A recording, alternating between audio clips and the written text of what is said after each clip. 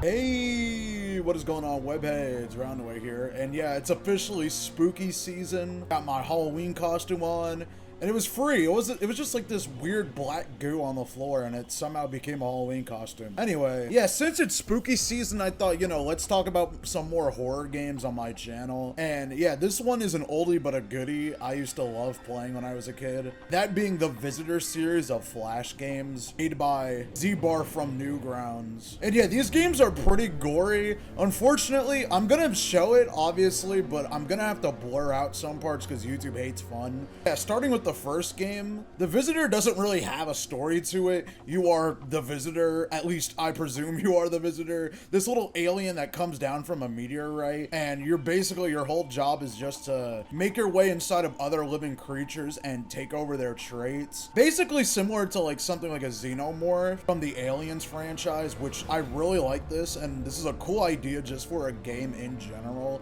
Just trying to eat stuff and absorb and become like it. And also, I love games where you are the monster. This game's also cool because just the art style alone for a Flash game is really nice and cinematic looking. Also, the music is pretty creepy too, and I'm pretty sure all of the music in this game is like actually by Z-Barf himself. I'm not too completely sure on that, but it has really good production value for a Flash game. These games are puzzle games, meaning that it's a point and click style puzzle game where you have to like move different objects and get things to trigger other things. Either help the visitor, make his way across the environment in pretty creative ways, or sometimes just get like good kills off. And another really good and interesting thing about this game is the Visitor himself. He actually changes depending on what creatures he's absorbed and stuff like that. For example, he takes over the fish and gets gills. The bird gives him like flight and stuff like that. And yeah, he gets more bigger and more grotesque. And yeah, like I said, the gore in this game is really good. And yeah, that's basically it for the first game. The first game is really short. It's the shortest in the series.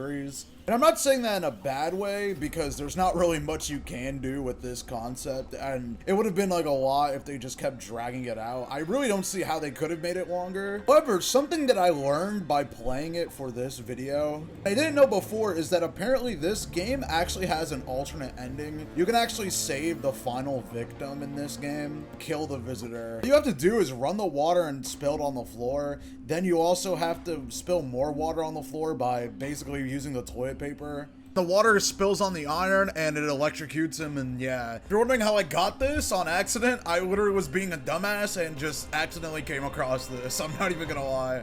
Moving on to the second game, which I think is the best in these three games.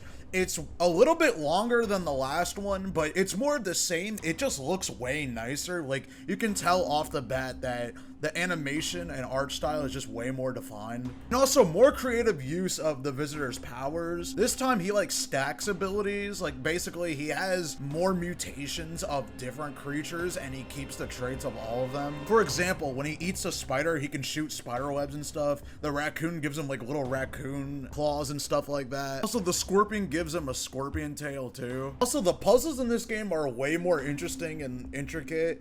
Well, not intricate's the word, but they have more moving pieces to them, and you have to use more objects, as opposed to the first game where things just kind of happen for you. You just need to know in what order to click them. But here, you actually use multiple different things in the environment, really. And the ending of this game is probably my favorite of all of them, because you actually get to choose how you want to finish the game. Basically, you get to execute this fat lady. You get to choose multiple different ways of finishing her off, basically doing it in like a correct sequence. And yeah, the final ending is the most brutal, and you saw it in the beginning of this video. You actually mutate into her, and it's just super gory and awesome. Now, the last game, unfortunately, isn't as good as the others. There's nothing wrong with it. It's a perfectly fine game, but it just is such a departure from the other two that I don't really like it that much. The third game, Visitor Massacre at Camp Happy, is I don't know how to describe this game. It's not a puzzle game like the other ones. You actually get to move around and you have to eat different creatures of different sizes to basically make your way through like a little obstacle course, and you get to the campers at Camp Happy and then you eat them.